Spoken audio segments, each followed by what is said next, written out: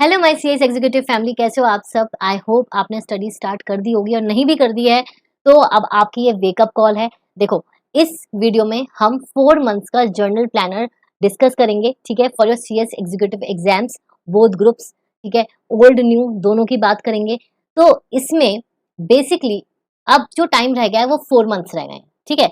अब जो टाइम रह गया है वो आपका 4 मंथ्स रह गया है, और अगर आपको थोड़ा सा ध्यान हो तो मैंने 6 मंथ्स का भी प्लानर डाला था, ठीक है। तो ये एक वेकअप कॉल है आप सबके लिए, वेकअप कॉल कि अब 4 मंथ्स रह गए हैं।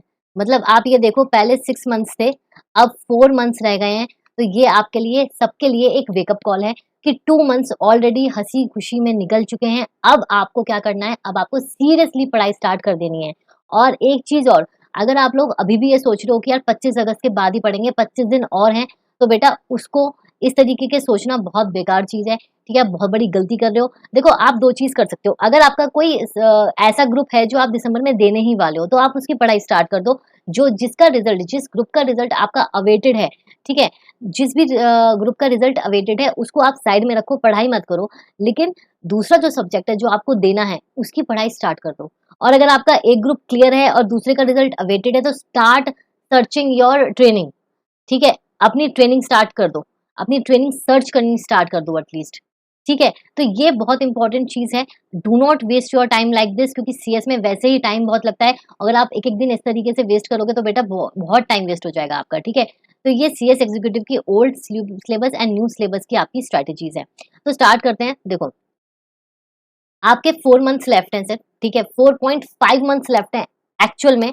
बट मैं उसमें से 15-20 दिन जो आपके दिसंबर के हैं वो काउंट नहीं कर रही हूँ। ये जो आपके दिसंबर का टाइम है ये मैंने काउंट नहीं करा है, बिकॉज ये जो टाइम है ये आपका सिर्फ और सिर्फ किस चीज का है बेटा, सिर्फ रिवीजन का है, जिसमें कि आप मॉक टेस्ट दोगे, रिवीजन करोगे, सब कुछ, ठीक है। अब अगस्त, सितंबर, अक्टूबर, नवंबर, ये चार जो हैं आपके मेन टाइम है, जिसमें कि देखो अक्टूबर में तो आपके फेस्टिवल्स हैं, ठीक है। और कुछ भी करो, फेस्टिव सीजन होता है, कुछ नहीं करके आपका एक हफ्ता तो इधर उधर थोड़ा सा होता है, वो कंसंट्रेशन नहीं बन पाता। हालांकि आपको बनाना चाहिए बट स्टिल नहीं बन पाता, तो वो एक हफ्ता भी साइड रख लो। तो आपके पास मैक्स टू मैक्स जो हम कह सकते हैं वो आपके ओनली 4 मंथ्स आर लेफ्ट, ठीक है, जिसमें कि आपके 120 डेज अप्रॉक्स डेज लेफ्ट है। अब आपको कुछ चीजें ध्यान में रखनी है, ठीक है। और अभी तक अगर आपने पढ़ाई स्टार्ट नहीं करी है तो एकदम से इतना सैड होने की भी जरूरत नहीं है। यहाँ पे मैं आप लोगों के लिए सारी चीज एक एक करके बताऊंगी, बस आप उसको फॉलो करो। मुझे और कुछ नहीं चाहिए, बस आप जो ये स्ट्रैटेजी है उसको फॉलो करो, और आप देखोगे अपने आप आपकी जो चीजें हैं वो स्मूथ होती चली जाएंगी, ठीक है। सबसे पहले, ये एक लास्ट अटेम्प्ट है ओल्ड सिलेबस का। जिस भी बच्चे के दिमाग में ये थोड़ा सा भी आ रहा है ना कि यार इंस्टीट्यूट जैसे पहले उसने एक्सटेंड किया था ना, अभी एक्सटेंड कर देगा, तो आपकी बहुत बड़ी भूल है, ठीक है। लास्ट अटेम्प्ट है ओल्ड सिलेबस का।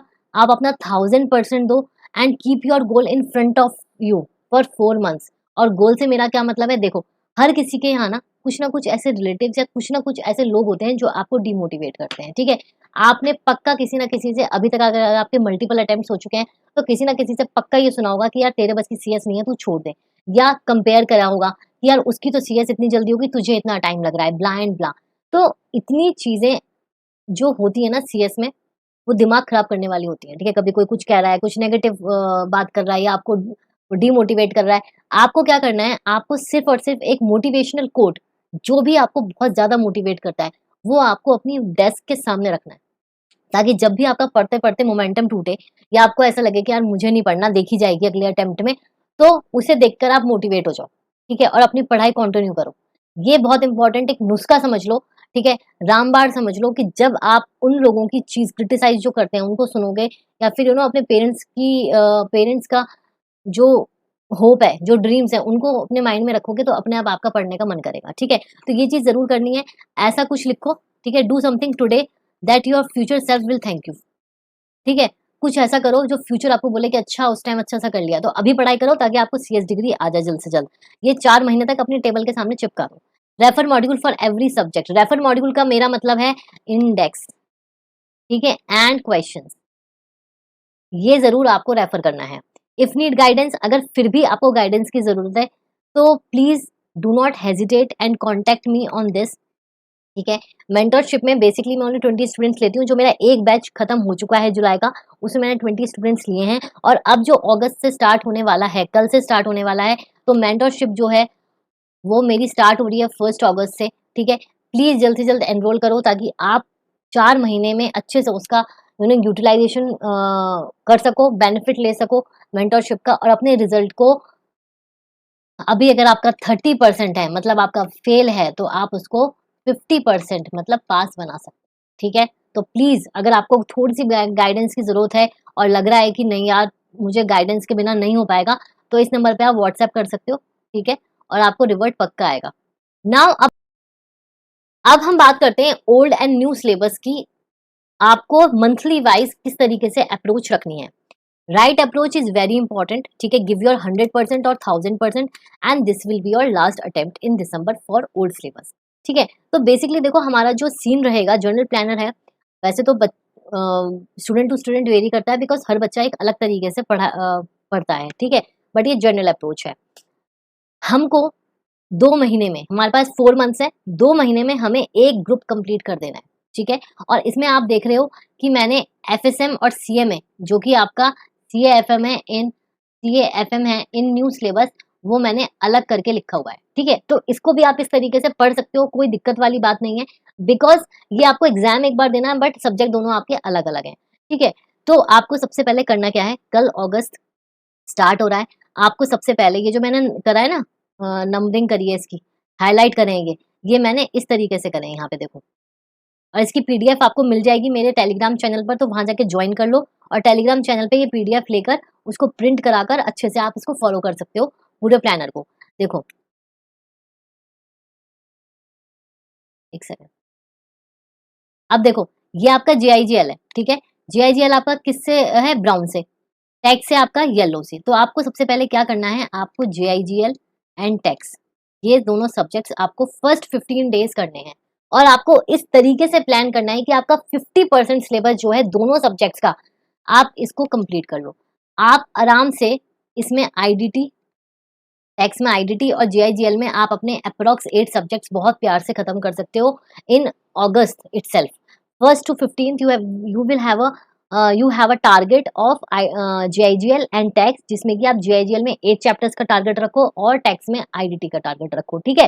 फिर आपका सब्जेक्ट स्विच होंगे।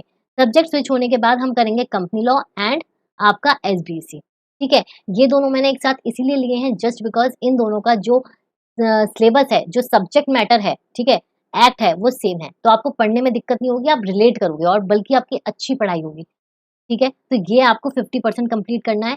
ऐसे ही आप मतलब अपने हिसाब से आप सेग्रीगेट कर सकते हो कि आपको पहले कौन सा पार्ट करना है, ठीक है। नाउ अब आया सितंबर। सितंबर में भी हम ग्रुप 1 को ही कंटिन्यू करेंगे in case of old syllabus, ठीक है। और हम करेंगे टैक्स अपना बाद में, पहले हम अपना सीएल एंड एसबीईसी जो है 1 सितंबर से 15 सितंबर तक इसको खत्म करके निपटा देंगे। बिकॉज ये थ्योरी है इसलिए आपको मैंने कॉन्टिन्यूटी में दिया है, ठीक है। मैं हर एक चीज का बहुत ध्यान रखती हूँ। मैंने आपको थियोरी सब्जेक्ट्स कॉन्टिन्यूटी में इसलिए दिए हैं ताकि आपका एक लिंक बना हुआ है। प्रैक्टिकल सब्जेक्ट्स फिर भी दोबारा कैच हो सकता है बिकॉज प्रैक्टिकल है, बट थियोरी में आप भूल जाते हो तो फिर आपको दोबारा पढ़ना पड़ता है, तो डबल मेहनत हो जाती है, ठीक है।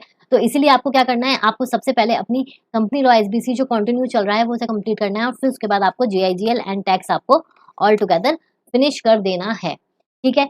इसी के साथ साथ आपका जो ग्रुप 1 है, जो आपके 4 सब्जेक्ट्स हैं, वो आपके कंप्लीट हो जाएंगे, ठीक है। और जो बच्चे न्यू सिलेबस में हैं वो ये सुन लें कि वो भी इस तरीके से कर सकते हैं, उनके सब्जेक्ट सेम है, टैक्स भी आपको पढ़ना है, जेआईजीएल भी पढ़ना है, एसबीसी भी पढ़ना है और सीएल भी पढ़ना है, ठीक है। तो आप भी कंफ्यूज नहीं होंगे, आप सिर्फ क्या कर रहे हो यहाँ पे कि दूसरे ग्रुप का जो सब्जेक्ट है वो आप इसमें मर्ज कर रहे हो। अगर आपको ऐसा नहीं करना है तो आप टैक्स की जगह सीएएफएम लेके चल सकते हो, ठीक है। It's totally your choice. जो बच्चे ऑब्वियसली एक ग्रुप दे रहे हैं वो टैक्स की जगह एसएएफएम ले लेंगे, सॉरी सीएएफएम ले लेंगे, ठीक है।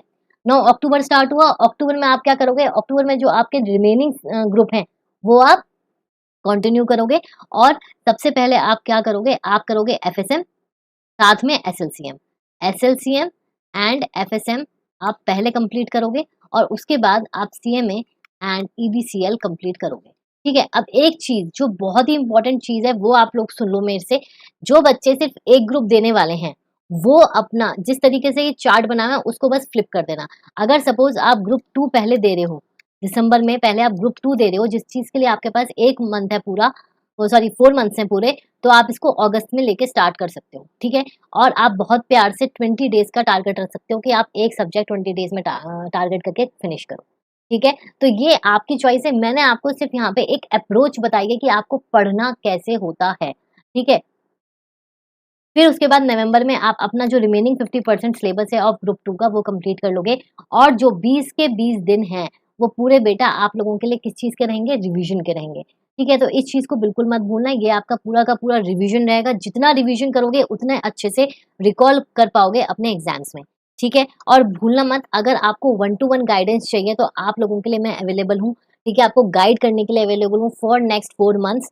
आप इस नंबर पे व्हाट्सएप कर सकते हो और जो भी क्वेरीज हैं वो आप पूछ सकते हो, फिर आगे हम आपको गाइड करेंगे कि आपको किस तरीके से प्रोसीड करना है, ठीक है।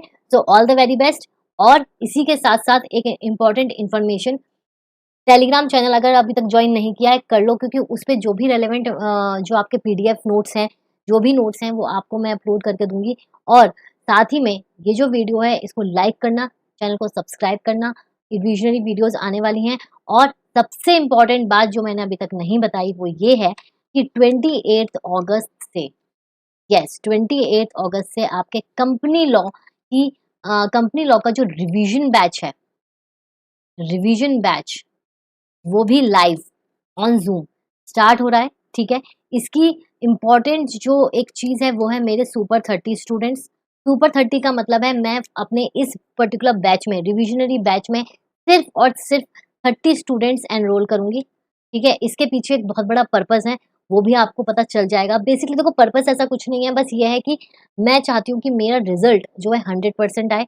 मेरे जितने भी स्टूडेंट्स हैं, जितने मतलब मैंने टारगेट रखा है 30 स्टूडेंट्स का, वो 30 के 30 स्टूडेंट्स एटलीस्ट एग्जामिशन लाएं, ताकि उनको कंपनी लॉ का तो पेपर दोबारा ना देना पड़े, ठीक है। तो अब कंपनी लॉ का पेपर आपको दोबारा नहीं देना पड़ेगा, ये हमारा स्लोगन रहेगा। और आपको अच्छे से मैं पूरा गाइड करके सब नोट्स वोट्स आपको सब क्लास में दिए जाएंगे, PDF notes of every chapter, ठीक है। बुक अभी इन प्रोसेस है तो इसलिए नहीं मिल पाएगी, बट आपको पीडीएफ चैप्टर वाइज नोट्स आपको अवेलेबल होंगे, और ये सब चीज़ें आपको टेलीग्राम पे मिलेंगी, ठीक है। पर्सनली तो प्लीज़ मेक श्योर कि आप टेलीग्राम चैनल मेरा ज्वाइन करो, ठीक है। और भी कोई क्वेरी है तो आप कमेंट में कर सकते हो। प्लीज़ अपना फीडबैक भी देना कि आपको स्ट्रैटेजीज कैसी लगती हैं और आपको उससे मोटिवेशन मिलता है कि नहीं मिलता है, ठीक है।